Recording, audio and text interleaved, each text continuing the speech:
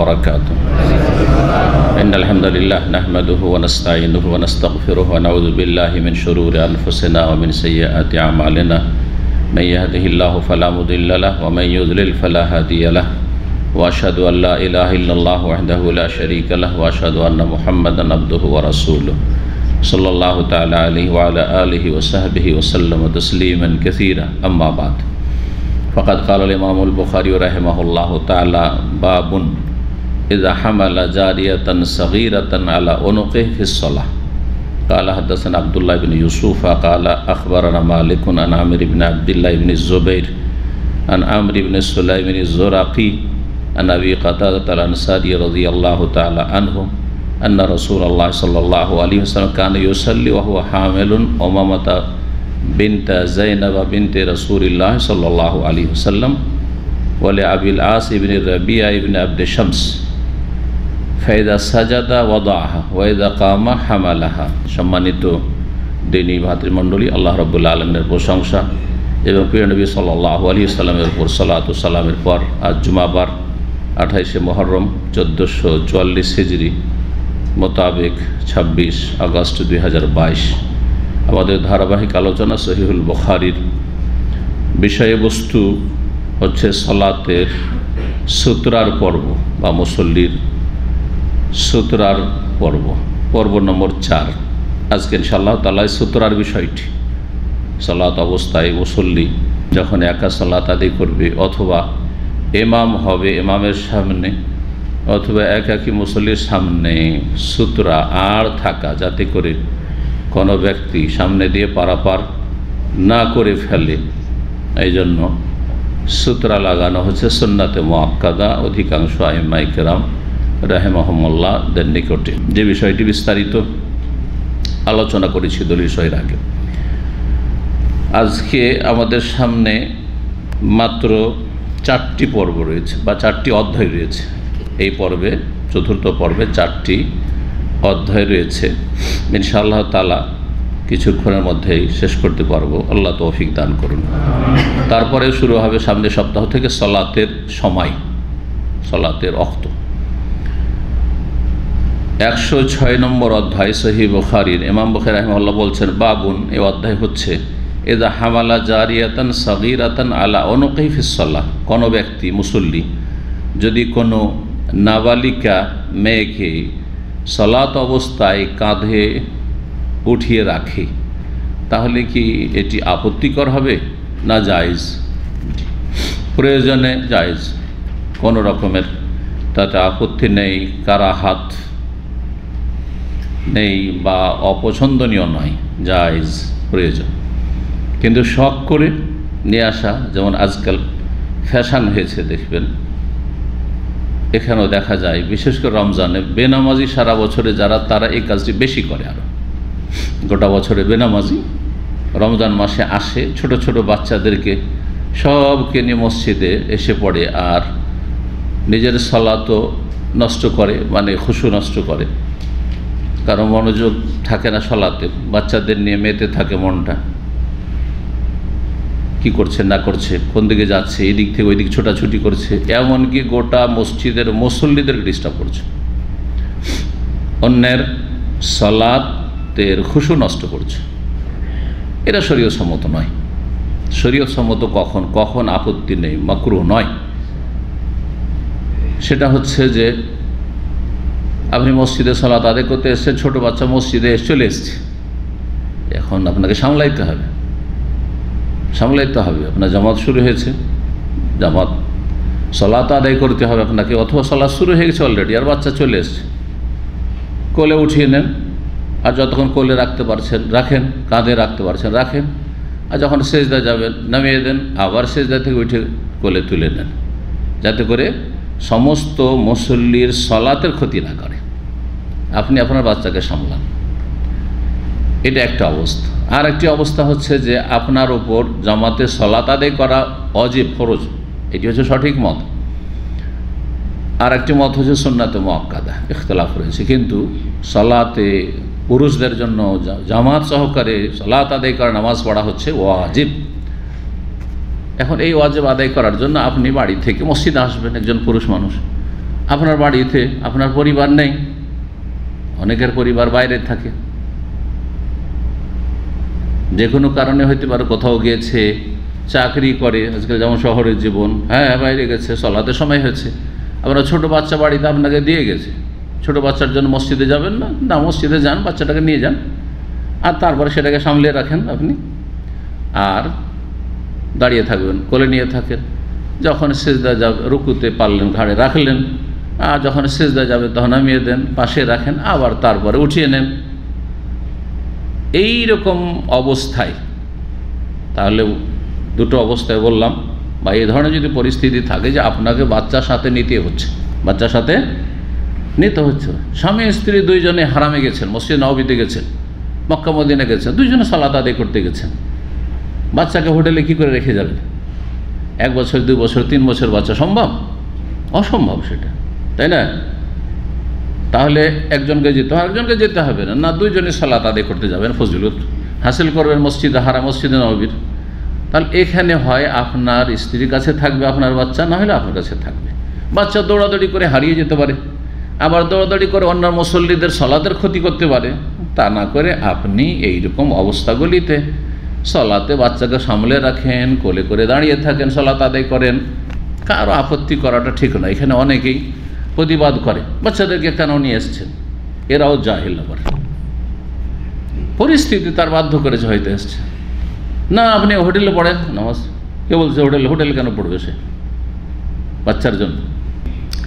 তো এফরাত আর তাফরিত ইসলামে নেই, বাড়াবাড়িও নেই আর ছাড়াছাড়ি নেই। বাড়াবাড়ি আর ছাড়াছাড়ি, চরমপন্থা আর শিথিলতার মাঝখানে হচ্ছে ইসলাম মধ্যমপন্থা।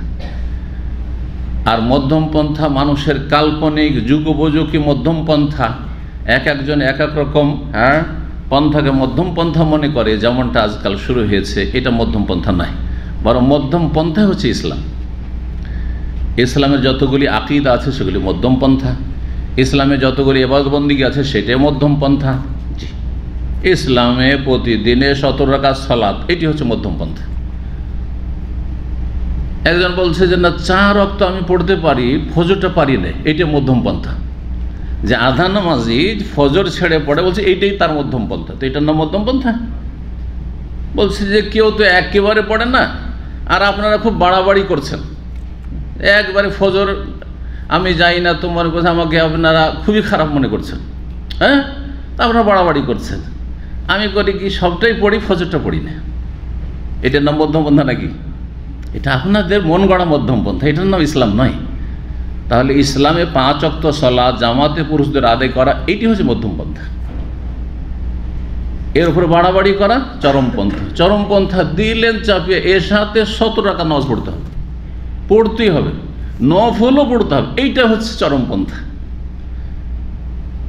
কথা বোঝা গেছে? শিথিলতা, কখনো সুন্নাত পড়বেন না। আরে মাঝে মধ্যে সুন্নাত ছুটে যায়, সেটা আলাদা কথা, কর্মব্যস্ততায়, কিন্তু সুন্নাতই পড়বেন না আপনি। শিথিল, শিথিল পন্থা, নরম পন্থা, নরম গরম কোনোটাই চলবে না, মধ্যম পন্থা অবলম্বন করতে হবে। কথা বোঝা গেছে? গোটা বছরে যতগুলি সুন্নত নফল রোজা সিয়াম রয়েছে, অনেকে ধরেন আশুরা রোজা রাখেনি, কিছু ভাইয়েরা আছে, আরে আপনি মহারমের রোজা রাখেননি, কেমন মানুষ আপনি? এটার নাম হচ্ছে চরমপন্থা, এটার নাম হচ্ছে চরমপন্থা, বাড়াবাড়ি। কথা বোঝা গেছে? আর মোটেই রাখবো না সারা জীবন, ও আশুরাও নেই, আরাফাও নেই, সুন্নত নফল নেই, গোটা শুধু রমজান মাসের খরচ না, কিছু তো নফল করেন, সুন্নত করেন। কথা বোঝা গেছে? তো ইসলামের এক কথায় যতগুলি বিধিবিধান রয়েছে, ফরজ, সুন্নাত, মুস্তাহাব আর হারাম নাজাইজ, এসব মিলিয়ে জীবনযাপন করা, ইসলামী জীবন গড়া, এটি হচ্ছে দ্বীনুল ওয়াসাতিয়া, মধ্যম পন্থার দিন। জি, তো আশা করি বুঝতে পেরেছেন এই বিষয়টি। তো বাচ্চাদেরকে মসজিদে নিয়ে যাওয়ার ক্ষেত্রেও মধ্যম পন্থা অবলম্বন করতে হবে। যখনই যাব বাচ্চা ছেড়ে যাব না, কারণ বাচ্চাটা আমাকে খুব ভালোবাসে, ওর মার কাছে থাকতে চাই না। আছে না কিছু বেকুব লোকেরা, আছে না এরকম, ওর মার কাছে থাকতেই চাই না। বা আমি বাচ্চাকে ছেড়ে, একটা বাচ্চা নেবেন হয় 2টা, বেশি তো নেবে না, ফাসেক ফাজেরগুলো, আর বাচ্চা ছেড়ে থাকতে পারবে না। যেটুকু সময় পায় বাসাতে এসেও সাথে রাখবে, মসজিদও নিয়ে যাবে, 1 বছর 2 বছর 3 বছর 4 বছর, কোথায় পেশাব পায়খানা করতে হয়, কখন করতে হয় না, কিছুই বুঝে না, গেল দিয়ে দিল পেশাব করে মসজিদে, কিছুই বুঝে না। না, এই জন্য নবী সাল্লাল্লাহু আলাইহি ওয়াসাল্লাম 7 বছরে মসজিদে নিয়ে যেতে বলেছেন, 7 বছরে সালাত পড়াইতে বলেছেন। এই না যে 4 বছর 5 বছর বাচ্চাকে নিয়ে যে তুমি ট্রেনিং করো, এই কথা তো বলেননি নবী সাল্লাল্লাহু আলাইহি ওয়াসাল্লাম। তো 7 বছরে বাচ্চাদেরকে মসজিদে নিয়ে যাওয়ার চেষ্টা করা, এটি হচ্ছে মধ্যম পন্থা, এটি হচ্ছে ইসলাম। তখন চাপ সৃষ্টি করা নয়, আদরে নিয়ে যাওয়া, উৎসাহিত করে নিয়ে যাওয়া, গেল গেল, না গেল না গেল, পড়লো পড়লো, না পড়লো না পড়লো। কিন্তু 10 বছর এখন চাপ দিয়ে সাথে করে জবরদস্তি ফজরে উঠিয়ে সালাত আদায় করেন, এটি হচ্ছে মধ্যম পন্থা। তো আশা করি বুঝতে পেরেছেন। তাই এই বিষয়গুলি বুঝতে অনেকে ভুল করেছে। নবী সাল্লাল্লাহু আলাইহি ওয়াসাল্লাম তো বাচ্চা কোলে করে নামাজ পড়েছেন, সুতরাং আমি করলাম তো কি হলো? এটা সব জায়গায় চলবে না। শখ করে করবেন এইসব কাজ, অহরহ যখন তখন বাচ্চাদেরকে মসজিদে নিয়ে চলে ডিস্টার্ব করার না, এটা চলবে না। এটা আপনার দলিল না, এটা অন্যদের ক্ষেত্রে দলিল, আপনার ক্ষেত্রে এটা প্রযোজ্য নয়। আর কাউকে এটা করতেই দিবেন না। আবার আর এক চরমপন্থী আছে, বাচ্চারা মসজিদে আসবে না, আর যদি আসে সবটিকে পেছনে তাড়িয়ে দাও। একটা কাতারি শুধু বাচ্চাদের আছে না, নেই? আমাদের বেদাতি ভাইদের মসজিদের দৃশ্য এটা। হ্যাঁ, এটা বাড়াবাড়ি, এটাও আরেক দিকে প্রান্তিকতা। জি না, মধ্যম পন্থা নয়। জি, বাচ্চারা মসজিদে তাহলে অভিভাবকের পাশে দাঁড়াবে, যেখানে সেখানে দাঁড়িয়ে গেল আপনার বাচ্চা 7 বছর 8 বছর বাচ্চা নাই ভাববেন না, আপনি পাশে নিয়ে দাঁড়াবেন, এক সাইডে দাঁড়াবেন। ছোট একটা বাচ্চা নিয়ে ইমামের পেছনে জাস্ট একবারে দাঁড়িয়ে গেলেন, এটাও করবেন না আপনি। ইমামের পেছনে যোগ্য লোকেরা দাঁড়াবে। ইমাম এমার্জেন্সি হয়ে গেল, আর নামাজ পড়াইতে পারলো না, ওযু নষ্ট হয়ে গেল, অসুস্থ হয়ে গেল, হ্যাঁ, যাতে করে পেছনের লোক সামনে গিয়ে নামাজটা কমপ্লিট করে দিতে পারে। ইমাম কোনো জায়গায় সূরা ভুলে গেল, কিছু ভুল করলো, যাতে করে কি কি করতে পারে, তাকে হ্যাঁ স্মরণ করাতে পারে, সংশোধন করে দিতে পারে, ইত্যাদি ইত্যাদি। তো এই জন্য নবী সাল্লাল্লাহু আলাইহি ওয়াসাল্লাম কি বলেছেন? ইমামের পাশাপাশি যোগ্য জ্ঞানী গুণী ব্যক্তিরা থাকবে, আলেম ওলামা, পরেশগার, দিনদার, মুরব্বী, প্রবীণ, ওরা থাকবে। আর যুবক ফাসিক ফাজির, মুখ দিয়ে সিগারেটের গন্ধ আসছে, সবগুলিকে ইমামের পিছনে দাঁড়াচ্ছে। না, আরে তুই ফাসিক, তোমার মুখ দিয়ে গন্ধ আসছে, ফেরেশতা তোমাকে পছন্দ করে না তোমার এই গন্ধ, সুতরাং দূরে একটু দাঁড়াও, ইমাম থেকে দূরে দাঁড়া। জি, বলছেন ইমাম বুখারী রাহিমাহুল্লাহ, এই অধ্যায় হচ্ছে এমন এক মুসল্লি সম্পর্কে, ইযা হামালা জারিয়াতান সাগীরা, নাবালিকা মেয়েকে, সে নিজের মেয়ে হোক, নিজের ছেলে মেয়ের মেয়ে হোক, হ্যাঁ বালিকা কারো হোক, কোনো নাবালিকা মেয়েকে যদি বহন করে আলা অনকিহি, কাঁধের ওপর, ফিস সালাতে, সালাত অবস্থা। এখানে একটা মাসলা, যে মাসলা নিয়ে এতক্ষণ আলোচনা করলাম বোঝানোর জন্য বিভিন্ন দিক, আর আরেকটা হচ্ছে সালাত অবস্থায় মেয়েদেরকে স্পর্শ করা, মেয়েদেরকে স্পর্শ করে, এটা আর একটি মাসলা কিন্তু। আর মেয়েদের দুটো একটা স্তর আছে, একটা হচ্ছে নাবালিকা, একটা হচ্ছে সাবালিকা, তাই না? নাবালিকা মেয়ে, তো এই হাদিস দ্বারা প্রমাণিত যে নবী সাল্লাল্লাহু আলাইহি ওয়াসাল্লাম সালাত অবস্থায় নাবালিকা মেয়েকে কোলে নিয়েছেন, মানে স্পর্শ, ছুঁয়েছেন। তাহলে মেয়েদেরকে ছুঁইলে উযু নষ্ট হয় না, আর যে উযু নষ্ট হলে কি হয়ে যাবে? সালাত নষ্ট হয়ে, সেটা হয় না। তাহলে এটা প্রমাণ পেলাম না, পেলাম না?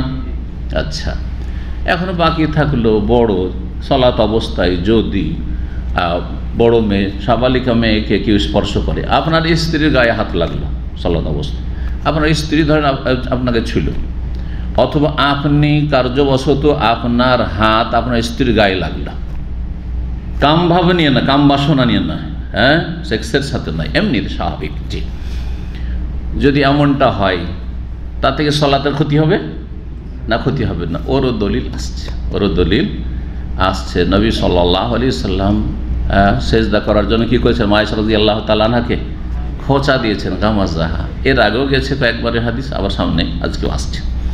তাহলে এটা আর একটা মশলা জেনে নিলাম। এই মশলা জানার মাধ্যমে এটি গুরুত্বপূর্ণ আরও বিষয় জানলাম, সেটা হচ্ছে যে বিভিন্ন মজহাবে কিন্তু এই বিষয়ে মতবিরোধ আছে।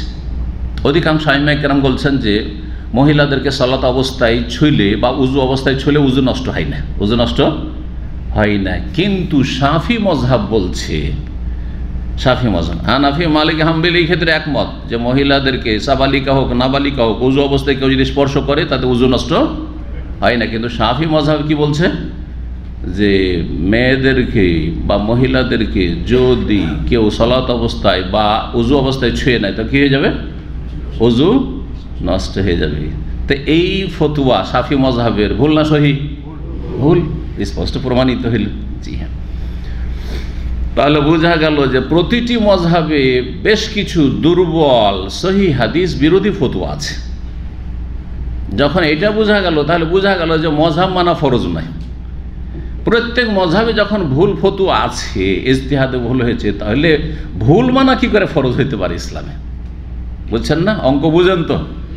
যখন প্রত্যেক মজহাবে দুর্বল ফতুয়া আছে আর ভুল ফতুয়া আছে, তো ভুল মানা হারাম, জায়েজ তো নয়, ওয়াজিব তো নাই, তো মজহাব মানা কি করে ফরজ হলো? তাহলে যখন ভুল মানা হারাম, তাহলে মজহাব মানা কি করে ফরজ হয়ে গেল যে কোনো একটা মজহাব মানতে হবে?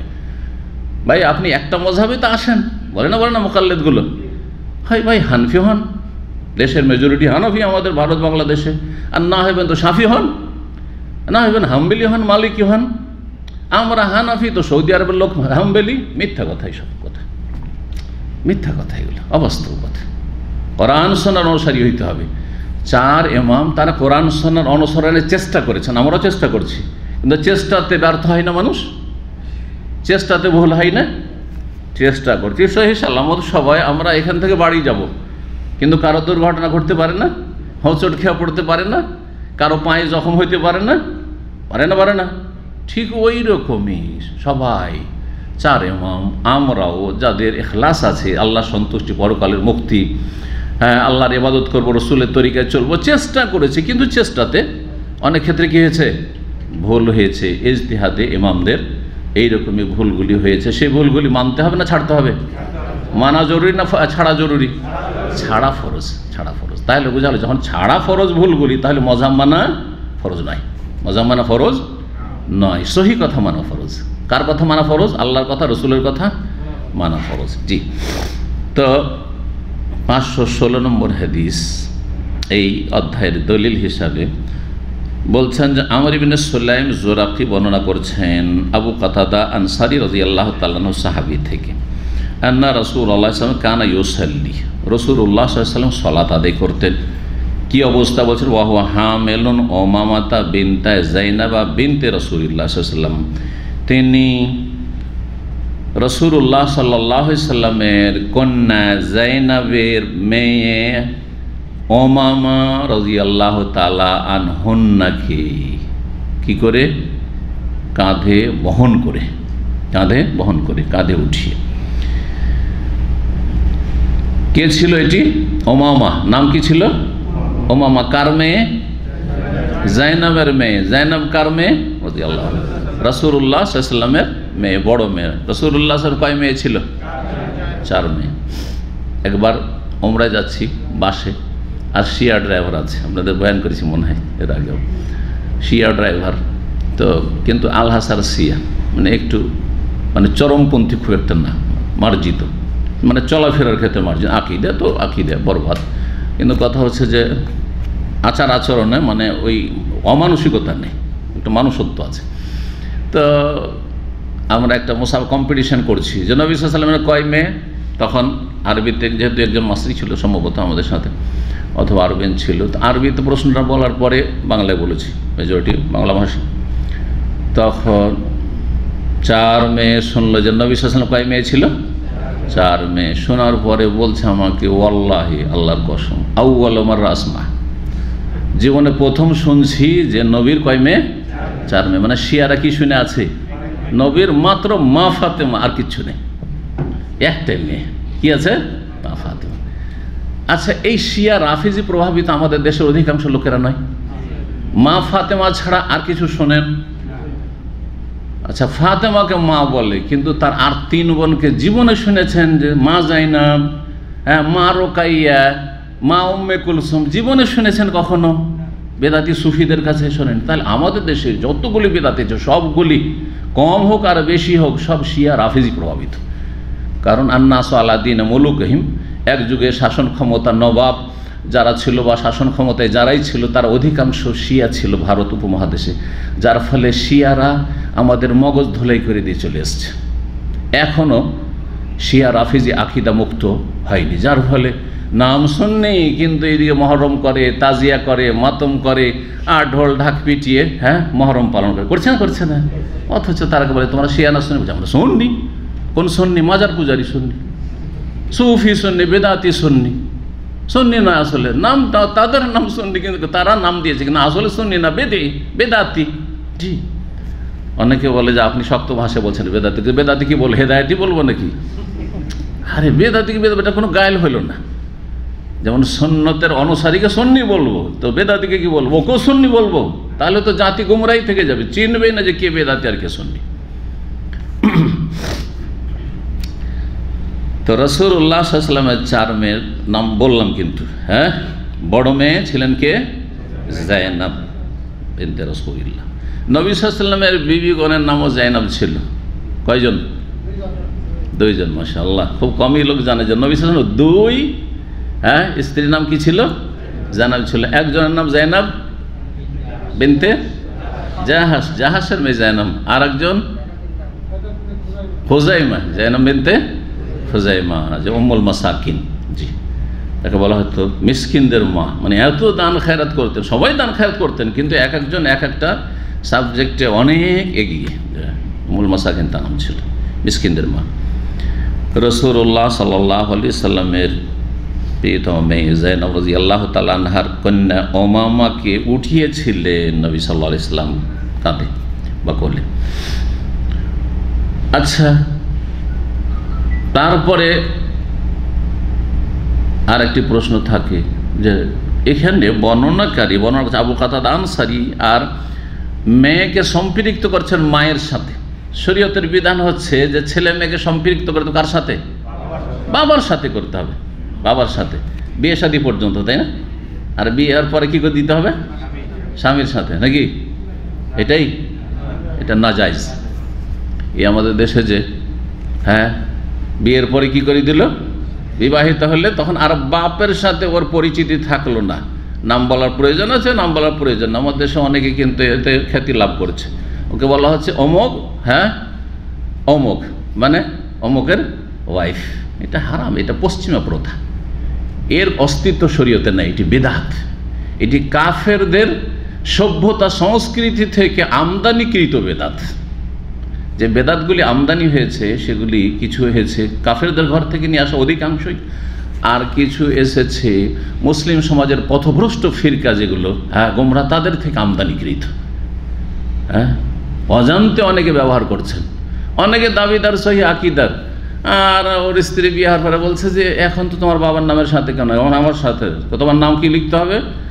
ধরো সাজেদা, বলছে সাজেদা নাম কি? কাসেম, সাজেদা কাসেম হয়ে গেলো, কাসেমেরও সাজেদা কাসেম, তাই না? সাজেদা আরশাদ। হারাম, এটা বেদাত। আচ্ছা, তাহলে কার সাথে সম্পৃক্ত করতে হবে বললাম? বাবার সাথে। কিন্তু এইখানে বাবার সাথে সম্পৃক্ত করা হয়নি। উমামা কার মেয়ে? যায়েনবের মেয়ে। এটা আর একটা পশ্চিমা সভ্যতা। কারণ পশ্চিমা দেশে বাপের হদিস পাওয়া যায় না। অধিকাংশ ছেলে মেয়েদের প্রজন্মের পশ্চিমা দেশে কি হয়, শতকরা যদি পরিসংখ্যান বের করেন তো বাপকে খুঁজে পাওয়া যায় না, কিন্তু মায়ের খোঁজ আছে। কারণ গর্ভধারণ করেছে সেজন্য মা জানা আছে, কিন্তু অধিকাংশ জারজ সন্তান, যার ফলে কি হয়, বাপের খোঁজই নেই। কোনটাকে বাপ বলবে? 2, 4, 5 জন 10 জনের সাথে মেলামেশা হচ্ছে, নাজায়েজ জেনা হচ্ছে, তাই না? বাপের খোঁজ খবর নাই, বাপ গেছে উধাও হয়ে 2-4 মিনিটের হারাম মজা নিয়ে ও গেছে, কিন্তু ছেলে বা মেয়ে কার? ওই মায়ের। তখন মায়ের সাথে সম্পৃক্ত করে, যেন পশ্চিমা ডকুমেন্টসে মায়ের নামটা অবশ্যই থাকতে হবে, বাপের নাম থাকার না থাকে। মায়ের নামটা অবশ্যই থাকতে হবে, বাপের নাম থাকার না থাক। তাহলে ইসলামী সভ্যতার ক্ষেত্রে এই ক্ষেত্রে যে এই বিষয়ে ইসলামী সভ্যতা বা ইসলামী সংস্কৃতি আর বিজাতির সংস্কৃতির দুটো ক্ষেত্রে পার্থক্য।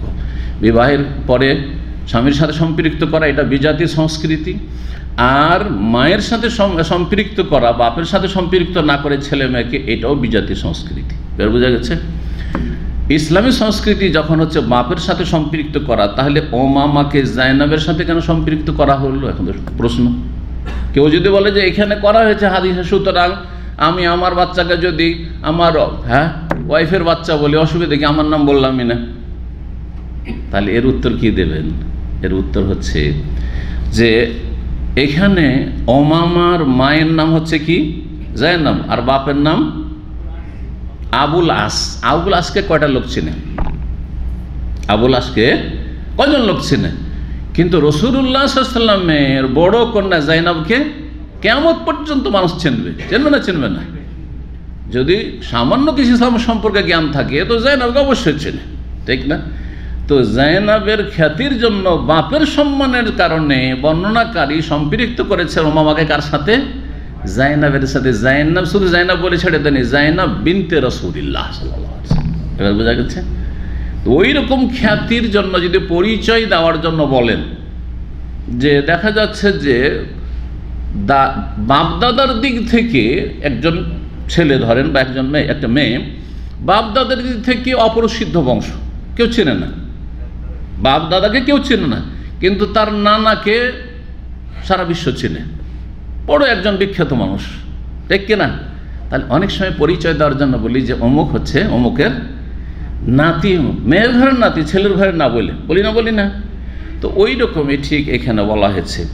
আর তারপরে যেটা ইসলামী সংস্কৃতি সেটাও এখানে লাগিয়ে দেওয়া হয়েছে যে এই ওমামা হচ্ছেন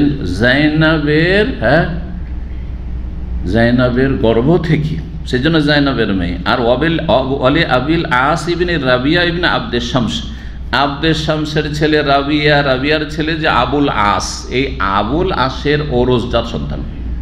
তাহলে জাইনাবের গর্ভজাত সন্তান আর আবুল আসের ওরসজাত সন্তান। বুঝতে পারলেন? জি, দুটোই বলে দেওয়া হয়েছে। ইসলামী শরিয়াত তরিকা হচ্ছে বাপের সাথে ছেলে মেয়েকে সম্পৃক্ত করতে হবে। ফাইজা সাজাদা, নবী সাল্লাল্লাহু আলাইহি সাল্লাম যে কোলে নিয়ে বহন করে সালাত আদায় করতেন, কেমন করে? তাহলে সিজদার সময় কি করতেন? বলছে ফাইজা সাজা, যখন সেজদায় যেতেন রাসূলুল্লাহ সাল্লাল্লাহু আলাইহি ওয়াসাল্লাম ওয়াদা আহা, তখন মেয়েটিকে কি করতেন? রেখে দিতেন। বেশি বয়স ছিল না, 1 বছর 2 বছর এরকম হবে হয়তো, ছোট্ট, রেখে দিতেন। ওয়াইজা কামার, যখন দাঁড়াইতেন আবার তখন হামালাহা, তাকে উঠিয়ে নিতেন, কোলে বা কাঁধে উঠিয়ে নিতেন। এইভাবে সালাত আদায় করতেন। কোলে করে কেউ যদি থাকে, এখন কেউ যদি প্রশ্ন করে তাহলে তো বুকে হাত বাঁধতে পারছে, বুকে হাত বাঁধা ওয়াজিব নয়, সুন্নাত। সুন্নাত। অনেক সময় হয়তো আপনি 2 হাত বাঁধতে পারছেন না, মাজুর, তাহলে এক হাত বাঁধতে পারছেন, একটা হাতই রাখছেন আপনার আপাতত। বোঝা গেছে কিনা? জি হ্যাঁ, তা এইরকমটা করতে পারি। যা কামা হামালাহা।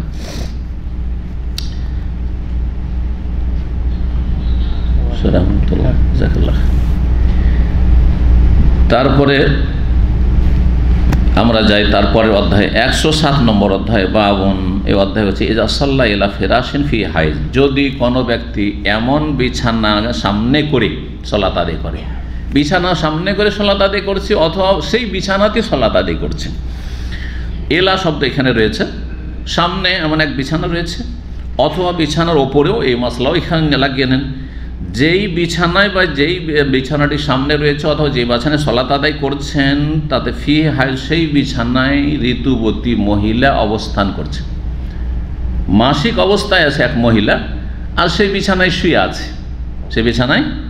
আছে, আর ওই বিছানার একটা অংশ আপনি সালাত আদায় করছেন, বা ওই বিছানাটি সামনের দিকে আছে, আর যে ঋতুবতী মহিলা সে আপনার কিবলার দিকে লম্বা হয়ে শুয়ে আছে, আর আপনি সালাত আদায় করছেন।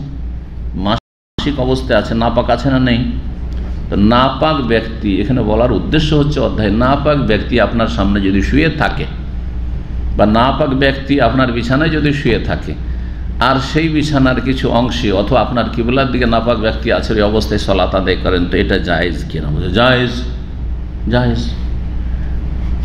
একজন মুসল্লির জন্য গোটা বিছানা পাক হইতে হবে, আর ওই বিছানায় কোনো নাপাক ব্যক্তি যেন উঠতে না পারে, এমন তো নয়।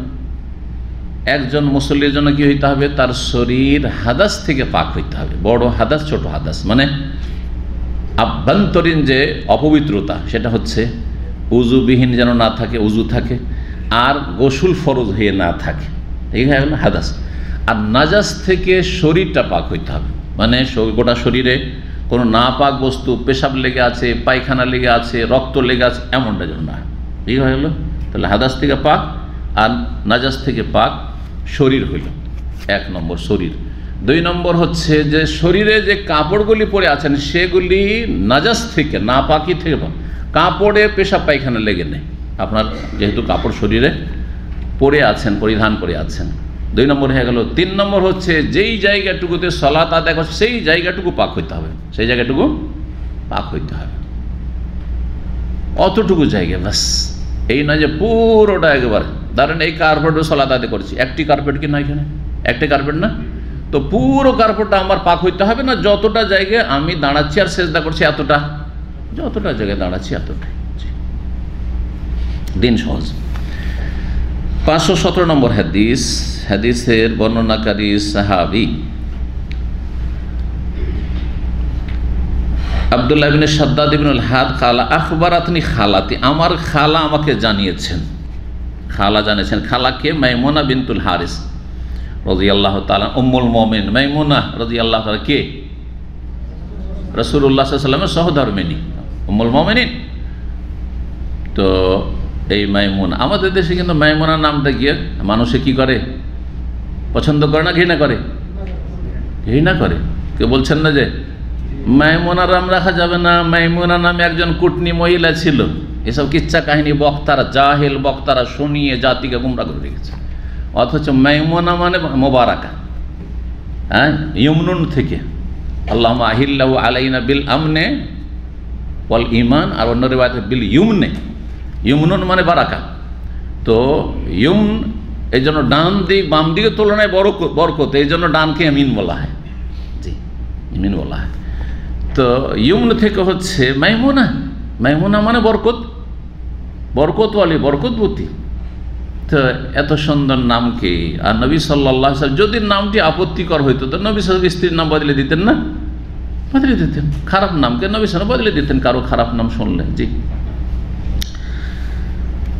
তো বলছেন আমার খালা মাইমুনা বিনতুল হারিস রাদিয়াল্লাহু তাআলা আমাকে জানিয়েছেন, কালা, তিনি কি বলছেন, কানা ফেরাশি, আমার বিছানা ছিল, হেয়ালা মুসাল্লা নবী সাল্লাল্লাহু আলাইহি ওয়াসাল্লামের সালাত আদায়ের স্থানের সামনে বরাবর, মুসাল্লা যেখানে সালাত আদায় করতেন নবী সাল্লাল্লাহু আলাইহি ওয়াসাল্লাম তাহাজ্জুদের কক্ষে, তার সামনেই ছিল আমার কি বিছানা।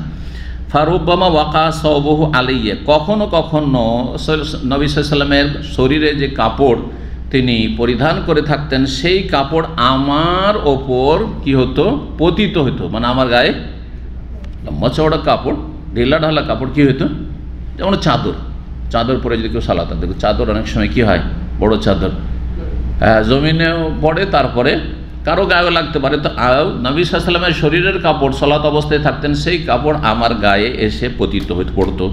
ওয়ানা আলা ফেরাশি, সেই সময় আমি আমার বিছানায় শুয়ে থাকতাম। বিছানায় শুয়ে আছেন, বিবি শুয়ে আছেন, স্বামী তাহাজ্জুদ পড়ছেন, এটা হইতে পারে। এর বিপরীতটাও যেমন হইতে পারে, যদি নয় যে তাহাজ্জুদ পড়বো তো দুইজনে পড়বো, ছেড়ে পড়বো না জবরদস্তি, আর চেষ্টা করে সেটা আলাদা কথা, কিন্তু আপনার সমান নাও হইতে পারে, আবার আপনিও তার সমান নাও হইতে পারেন, ব্যতিক্রম হতে পারে। তো এটাও প্রমাণ করে। তো রাসূলুল্লাহ সাল্লাল্লাহু আলাইহি ওয়াসাল্লাম দীর্ঘ সময় ধরে 3 রকমের কোয়ালিটি যে তাহাজ্জুদ রয়েছে, এতটাও অন্যের দ্বারা সম্ভবই নয় হয়তো, যে রাতে 4 ঘন্টা 5 ঘন্টা 6 ঘন্টা তাহাজ্জুদ। জি, তো এইভাবে সালাত আদায় করতেন। আচ্ছা, এই হাদিসে এই কথা নেই কিন্তু যে তিনি ঋতুবতী ছিলেন, আছে? হাদিসে নেই। ইমাম বুখারী রাহিমাহুল্লাহ সেজন্য তারপরে আরেকটি হাদিস নিয়ে আসছেন, কারণ এই যে সনদটি রয়েছে, সনদে ওই শব্দটি নেই বা ওই বাক্যটি নেই, কিন্তু সামনের হাদিস ওই বাক্যটি রয়েছে। 518 নম্বর হাদিসে এই জন্য বর্ণনা করছেন এই আব্দুল্লাহ ইবনে শাদ্দাদ, কালা সামিআতু মাইমুনাতা, আমি মাইমুনা রাদিয়াল্লাহু তাআলা আনহার কাছে শুনেছি। আগের হাদিসে আর একটি অতিরিক্ত ফায়দা জানলাম যে আব্দুল্লাহ বিন শাদ্দাদের খালা হন কে? মাইমুনা, কিন্তু এই হাদিসে ওইটা আসলো না। ইমাম বুখারী রাহিমাহুল্লাহর একটি খুব গুরুত্বপূর্ণ জানার দিক তার কিতাবে, যে কোনো হাদিস যখনই রিপিট নিয়ে এসছেন অবশ্যই অতিরিক্ত তাতে ফায়দা আছে। আগের হাদিসে যে ফায়দাটি হলো সেটা হচ্ছে যে আব্দুল্লাহ বিন শাদ্দাদের সাথে মাইমুনা সম্পর্ক হচ্ছে খালা বোনের ছেলে সম্পর্ক, আর এই হাদিসে সেটা নেই। কিন্তু এই হাদিসে আরেকটি অতিরিক্ত ফায়দা রয়েছে যে সেই সময় যেই সময়ের ঘটনা বর্ণনা করছেন যে নবী সাল্লাল্লাহু আলাইহি ওয়াসাল্লাম সালাত আদায় করতেন আর আমি শুয়ে থাকতাম, সেই সময় মা উম্মুল মুমিনিন মাইমুনা রাদিয়াল্লাহু তাআলা আনহা তিনি ঋতুবতী ছিলেন, মাসিক অবস্থায় থাকতেন। তাই বলছেন যে আমি মাইমুনা রাদিয়াল্লাহু তাআলা আনহার কাছে শুনেছি তাকুল বলতে, কানা নবী ইউসাল্লি, নবী সাল্লাল্লাহু সালাত আদায় করতেন, ওয়া আনা ইলা জামবিহি নাইমা, তার পাশে আমি শুয়ে থাকতাম। সালাত আদায় করছেন, নবী সাল্লাল্লাহু পাশে শুয়ে আছেন, সেটা পাশে, ডান পাশে হইতে পারে, বাম পাশে হইতে পারে, সামনে হইতে পারে, পাশে ওই বিছানায়, ছোট্ট ঘর যেহেতু থাকতো। ফাইজা সাজাদা, যখন সেজদায় যেতেন, দাঁড়িয়ে আছেন তখন তো কাপড় ঠিক আছে ওপরে, কিন্তু সেজদায় গেলে তো কাপড় ঢিলে কাপড় এদিক সেদিক ছড়িয়ে পড়ো, আসাবানি সৌবহু, তখন তার কাপড় আমার শরীরকে স্পর্শ করতো, শরীরে লেগে যেত। ওয়ানা হায়জুন, অথচ আমি ঋতুবতী হইতাম, আমি মাসিক অবস্থায়। তাই বোঝা গেল যে মাসিক অবস্থায় কেউ থাকলে তার শরীর নাপাক হয়ে যায় না। হ্যাঁ, তার শরীর নাপাক যদি বলেন, পুরো শরীর নাপাক না, হাদাস আছে, হাদাস এটা কি বলে, এই জন্য বলেছি যে হাদাস মানে আভ্যন্তরীণ নাপাক। একজন মহিলা মাসিক অবস্থায় আছে বা নেফাস অবস্থায় আছে, বা একজন নর অথবা নারী গোসল ফরজ হয়েছে সহবাসের কারণে বা স্বপ্নদোষ হয়েছে, তাহলে তার গা নাপাক না সে আভ্যন্তরীণ নাপাক? আভ্যন্তরীণভাবে তার উপরে গোসল ফরজ হয়ে আছে, এই বড় নাপাকি গোসল ফরজ হয়ে আছে, গোসল না করলে পাক হবে না, কিন্তু শরীরটা নাপাক নয়। শরীর যদি নাপাক বলেন, তার মানে মাসিক ঋতু অবস্থায় তার গায়ে যে ঘামটাম হচ্ছে সেটা কি হয়ে যাবে? নাপাক, কারণ ওই নাপাক শরীর থেকে ঘাম বেরোচ্ছে, ঠিক না? আর কাপড় লাগলে ঘাম লাগতে পারে সম্ভাবনা আছে, সুতরাং কাপড় কি করতে হবে? বদলাইতে হবে। যেমন আমাদের দেশের মানুষরা কিন্তু একটা ফতোয়া ছোট থেকে, আল্লাহু আকবার, আমরাও এরকমই মনে করতাম, এই একজন নামাজ পড়বে না, নামাজ কেন পড়বে না? বলছে আমার কাপড় কুকুরে ছুঁয়ে এনেছে। এগুলো ফতোয়া শুনেছেন না শোনেন না? আরে আহলে হাদিস সমাজ এগুলো ফতোয়া আছে, এগুলো হচ্ছে রাওয়াহু মুসলিম, পাবলিক মুসলিমদের ফতোয়া, মানে ওই সহি মুসলিম না, এগুলো মুসলিম সমাজের ফতোয়া, ছড়িয়ে আছে ফতোয়া, ভুল ফতোয়া। কুকুর আপনার কাপড় ছুঁয়ে এনেছে, জুব্বা ছুঁয়ে এনেছে বা লুঙ্গি ছুঁয়ে এনেছে, সেজন্য নামাজই হবে না, আপনার কাপড় নাপাক হয়ে গেছে, এই একটা ভুল কথা, একেবারে এটা হাবুল কথা। হ্যাঁ, কুকুর ভিজা আছে, আর কুকুর ভিজা আছে মানে পেশাবে ভিজা থাকার সম্ভাবনা বেশি, তার ভিজা আছে, আর তারপরে কাপড় ছুঁয়েছে, দেখছেন যে কাপড় একটু ভিজা ভিজা লাগছে, আমার কাপড় ছুঁয়ে নিয়েছে, ওই ভিজা জায়গায় লেগেছে, তখন আপনি সতর্কতামূলক কাপড় খুলে দেন, কাপড় বদলান। এবার বুঝতে পেরেছেন? জি।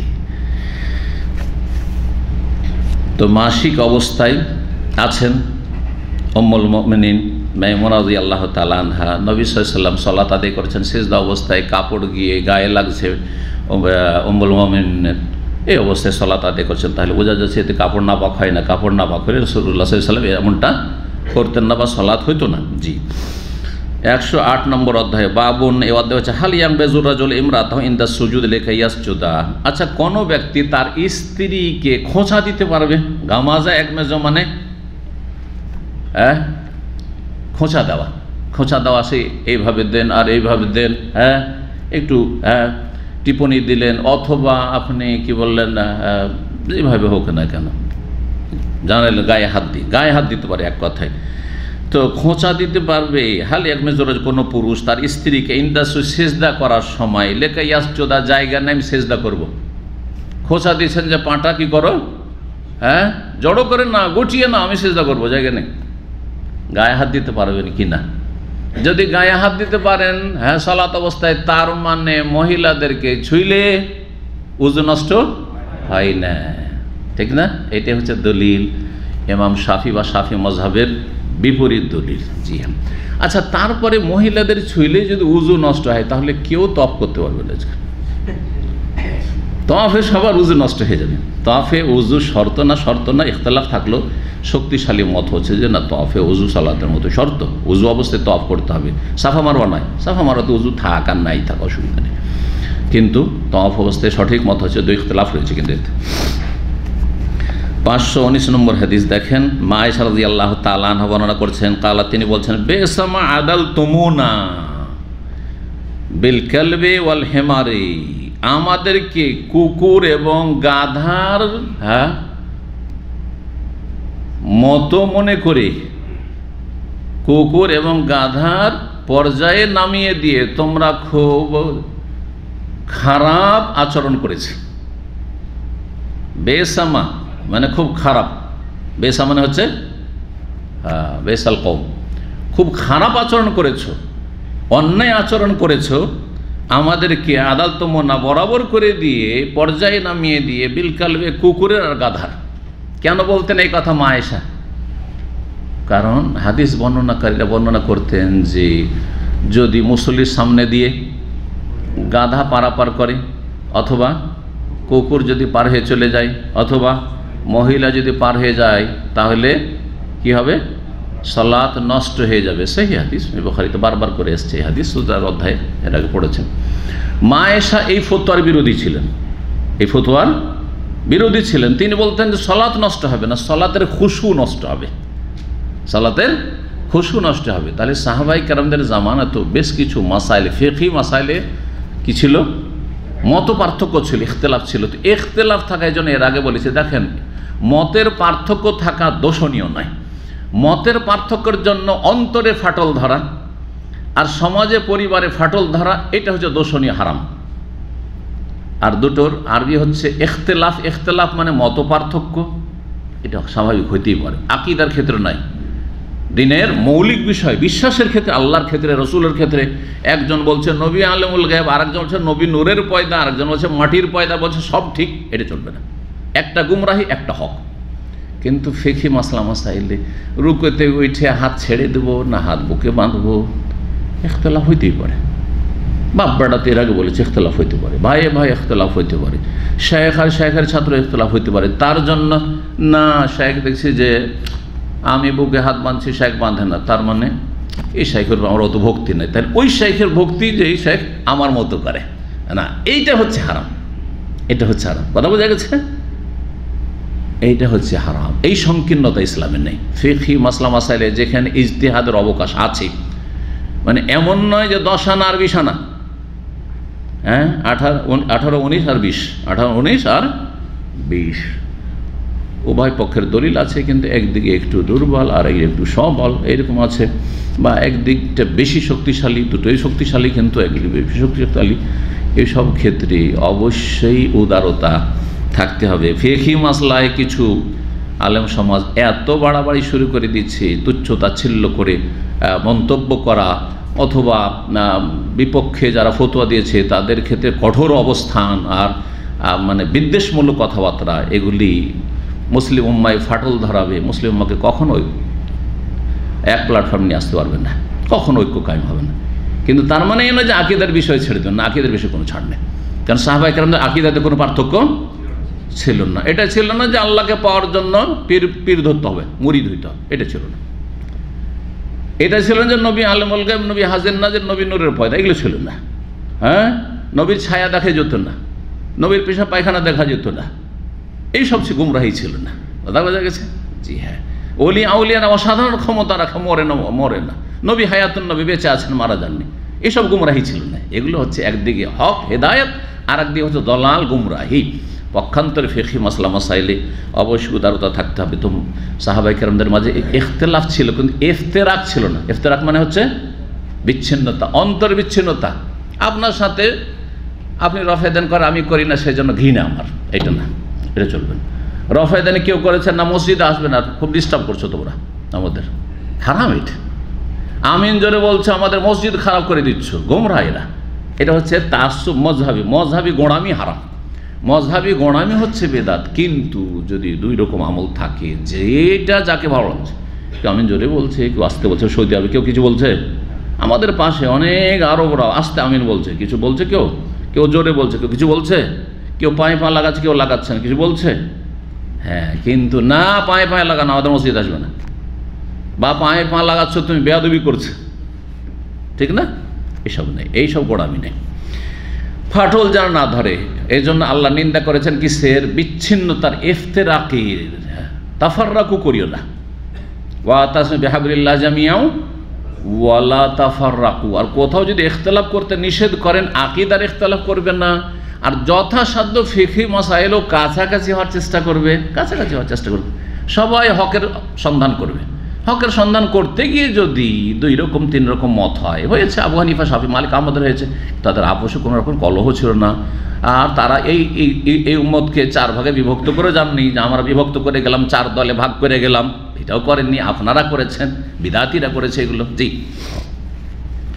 তো 519 নম্বরে বলছেন তাই যে খুব খারাপ কাজ করেছো, আমাদেরকে কুকুর আর গাধার পর্যায়ে নামিয়ে। লাকাদ রাআইতুনি, শোনো, আমাকে দেখেছি যে রাসূলুল্লাহ সাল্লাল্লাহু আলাইহি ওয়াসাল্লাম সালাত আদায় করতেন। ওয়া আনা মুত্তাজাতুন বাইনাহু ওয়া বাইনাল কিবলাতে, আমি শুয়ে থাকতাম চিত হয়ে তার মাঝে এবং কিবলার মাঝে, আড়াআড়ি হয়ে লম্বা হয়ে শুয়ে থাকতাম তার সামনে। ফাইদা আরাদা আন ইয়াসজুদা, যখন সিজদা করতে চাইতেন, গামাজা রিজলাইয়া, তখন আমার পায়ে খোঁচা দিতেন, অথবা যেইভাবে হোক না কেন খোঁচা দিতেন। পাটা সর, কথা বলে নাই সালাত অবস্থায় কার সাথে কথা বলতে হবে? এক আল্লাহর সাথে কথা বলতে, কোনো মানুষের সাথে কথা বলা যাবে না। এর জন্য সালাত অবস্থায় কাউকে সালাম দেওয়া যাবে না, সালাম নেওয়াও যাবে না। হ্যাঁ, ইয়ারহামুকাল্লাহ বলা যাবে না, ইয়াহদিকুমুল্লাহ বলা যাবে না। আলহামদুলিল্লাহ যদি বলেন আল্লাহর শুকরিয়া, আল্লাহর সাথে কথা বলছেন আস্তে করে বলবেন, কারণ অনেক জাহিল নামাজ পড়ছে, হাঁচি পড়েছে আর দিলেন আলহামদুলিল্লাহ, দিল বলছে বলতে তো হাই আলহামদুলিল্লাহ যাও, তখন দিল ইয়ারহামুকাল্লাহ, গেল ওর নামাজ। আর আপনিও জানেন না মাসলা যে ইয়াহদিকুমুল্লাহ বলতে হবে, ইয়াহদিকুমুল্লাহ, ইয়ারহামুকাল্লাহ যখন আমাকে দোয়া দিয়েছে তো ওরও তো হক আছে, ইয়াহদিকুমুল্লাহ, আপনারও নামাজ গেল। কথা বোঝা গেছে? জি। এই হাদিস কি প্রমাণ করে? যে মহিলাদের গায়ে হাত লাগলে উযু নষ্ট হয় না, যদি উযু নষ্ট তো সালাত নষ্ট, উযু নষ্ট সালাত নষ্ট। জি, 109 নম্বর অধ্যায়, আর এটা দিয়ে শেষ হবে, লম্বা হাদিস রয়েছে। বলছেন বাবুল মারআত, এই অধ্যায় হচ্ছে এমন এক মহিলা বা মেয়ে সম্পর্কে, নাবালিকা হোক আর সাবালিকা হোক, তাতরাহু আনিল মুসাল্লি শাইয়াম মিনাল আযা, মুসল্লির শরীর থেকে কোনো নাপাক বস্তুকে বা কষ্টদায়ক বস্তুকে যদি সরিয়ে ফেলে, মুছে ফেলে, হ্যাঁ, হটিয়ে দেয়, তাহলে এটা জায়েজ কিনা। মুসল্লির গায়ে কোনো নাপাক কিছু পড়ে আছে, সেটা কম হোক আর বেশি হোক, একজন মহিলা আসলো, আসার পরে মুসল্লি পুরুষ ব্যক্তি সালাত আদায় করছে, তার গা থেকে সেটা কি করলো, সরিয়ে দিল, এটা জায়েজ কিনা? জায়েজ। দলিল চলেন আসছে 520 নম্বর হাদিস। হাদিসের বর্ণনাকারী সাহাবী হচ্ছেন আব্দুল্লাহ বিন মাসউদ রাদিয়াল্লাহু তাআলা আনহু, কিন্তু এখানে রয়েছে আন আব্দুল্লাহ। তাহলে এখানে একটা কায়দা জেনে নেন, হাদিসের কিতাবে কোথাও যদি লেখা থাকে আব্দুল্লাহ, তাহলে কোন আব্দুল্লাহ উদ্দেশ্য? আব্দুল্লাহ বিন মাসউদ। কিন্তু সাহাবায়ে কেরামদের মধ্যে তো অনেক আব্দুল্লাহ ছিলেন। আব্দুল্লাহ বিন আব্বাসের ছেলে আব্দুল্লাহ, প্রখ্যাত সাহাবী মুফাসসির। আব্দুল্লাহ বিন ওমর ইবনে খাত্তাব, আমিরুল মুমিনের ছেলে, প্রখ্যাত সাহাবী, জি, রাদিয়াল্লাহু তাআলা আনহু। আব্দুল্লাহ বিন আমর ইবনে আস, আব্দুল্লাহ বিন উম্মে মাকতুম, মেলা আব্দুল্লাহ, তো আব্দুল্লাহ বিন মাসউদ। তো আব্দুল্লাহ বললে হাদিসে যখনই শুধু আব্দুল্লাহ বলা হবে, তার মানে আব্দুল্লাহ বিন মাসউদ, আর কখনো ইবনে মাসউদ বলি।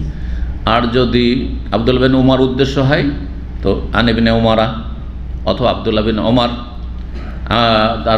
আব্দুল্লাহ বিন আমর ইবনে আস যদি হয় তো আব্দুল্লাহ বিন আমর। হ্যাঁ, আমর আর উমারে পার্থক্য করার জন্য আমরের পরে একটা ওয়াও লিখে দেওয়া হয়, যাতে করে বোঝা যায়, না হলে কোনটা আমর আর কোনটা উমর লিখতে তো একই রকম, ওমর, শুধু হরকত থাকে যদি, তাহলে বুঝতে পারা যায় এটা ওমর আর এটা আমর। এই পার্থক্য করার জন্য আমরের পরে একটা ছোট্ট করে ওয়াও লেখা আছে, কিন্তু দেখেছেন না, ওয়াও পরে একটু ওয়াও লেখা আছে, কিন্তু ওয়াওটার উচ্চারণ নেই। কিসের জন্য? আমর আর ওমরে পার্থক্য করার জন্য।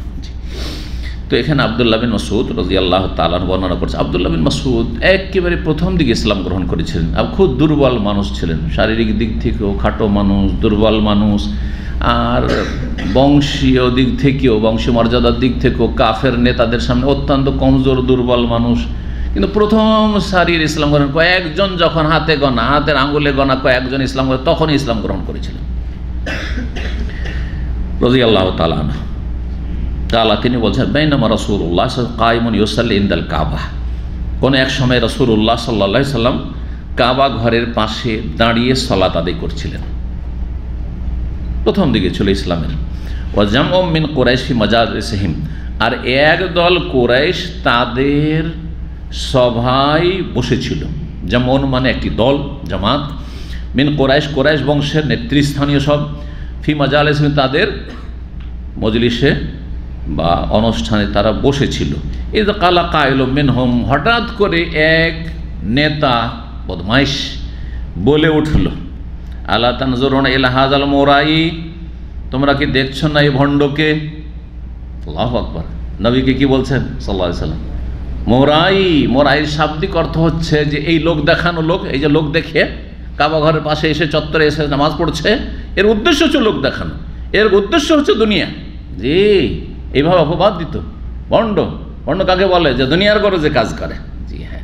তো নবী সাল্লাল্লাহু আলাইহি ওয়াসাল্লামকে 1400 বছর আগে যদি কাফেররা ভণ্ড বলে, যিনি রহমতুল্লিল আলামিন, শুধু মানুষের জন্য না, মুসলিমের জন্য নয়, সমস্ত মানুষ, শুধু মানুষ না, জিন, গাছ, পাল্লা, পশু, পাখি, সবার জন্য, সব কিছুর জন্যই রহমত। ওমা আরসালনাকা ইল্লা রাহমাতাল লিল আলামিন, লাকাদ জাআকুম রাসূলুম মিন আনফুসিকুম আজিজুন আলাইহি মা আনিতুম হারিসুন আলাইকুম বিল মুমিনিনা রাউফুর রহিম, বিশেষভাবে মুমিনদের। আর অন্য আয়াত রাহমাতুল লিল আলাম, আল্লাহ ছাড়া বিশ্বজগতে যা কিছু আছে নভমণ্ডলে আর ভূমণ্ডলে, সারা পৃথিবীতে, আসমান জমিনে যা কিছু রয়েছে সব কিছুর জন্য নবী সাল্লাল্লাহু আলাইহি ওয়াসাল্লাম হচ্ছেন রহমত।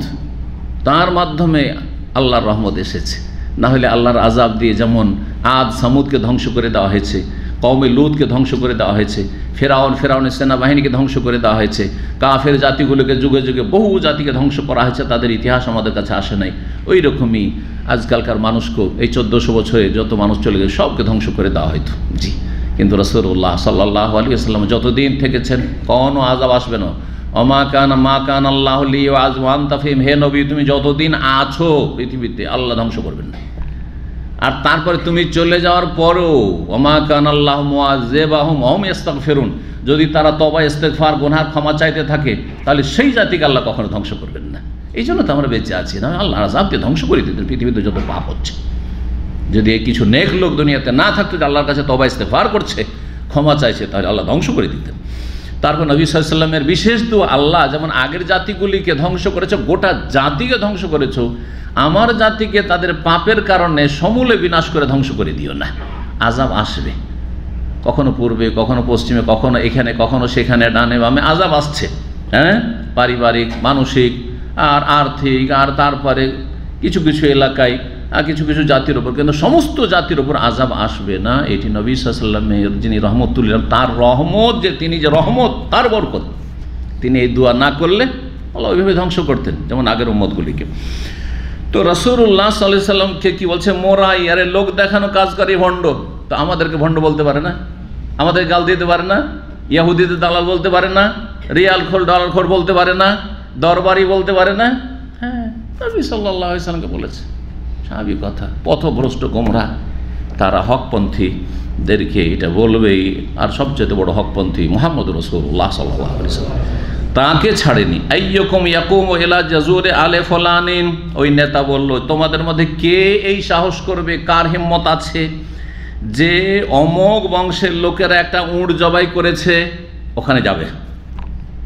ফায়ামেদু ইলা ফারসিহা ওয়া দামিহা ওয়া সালাহা, তারপরে তার গোবরগুলি, ফার্স মানে হচ্ছে গোবর, আর দম মানে রক্ত, গোবর রক্ত, সালা মানে হচ্ছে, সালার আসল অর্থ হচ্ছে যে যে জরায়ু থাকে, বাচ্চাদানি, বাচ্চাদের যেটাতে বাচ্চা থাকে সেটাকে সালা বলা। বাচ্চা যখন ভূমিষ্ঠ হয় তো বাচ্চার ওপর কি থাকে? একটা আবরণ থাকে, পানির আবরণ থাকে না? হ্যাঁ, সালা বলা। কিন্তু এখানে শুধু সেটি হয়তো উদ্দেশ্য নেই, তার সাথে ভুঁড়ি, ভুঁড়ি বট, এই ভুঁড়ি উদ্দেশ্য, নাড়ি ভুঁড়ি, জি, আর গোবর আর রক্ত যা আছে ওই যে উট জবাই হয়েছে ওগুলো কে নিয়ে আসতে পারবে?